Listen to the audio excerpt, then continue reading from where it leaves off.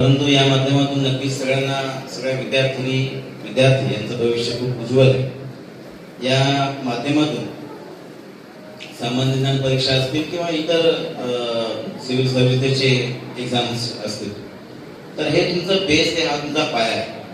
आणि 10वी नंतरच 11वी मध्ये त्याचं प्रिपरेशन सुरू झालं पाहिजे।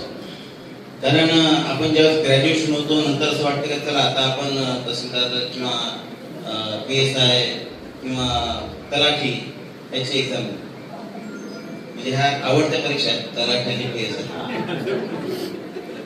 म्हणजे पोलीस कॉन्स्टेबल, PSI आणि तलाठी, बरोबर ना? ह्या अतिशय आवडत्या स्पर्धा आहेत। आणि जनरली इतर कुणाला विचारलं आताही तर विद्यार्थ्यांना नर्सिंग आणि विद्यार्थ्यांना पोलीस कॉन्स्टेबल हे अतिशय आवडीचे त्यांच्या पुढच्या आयुष्यात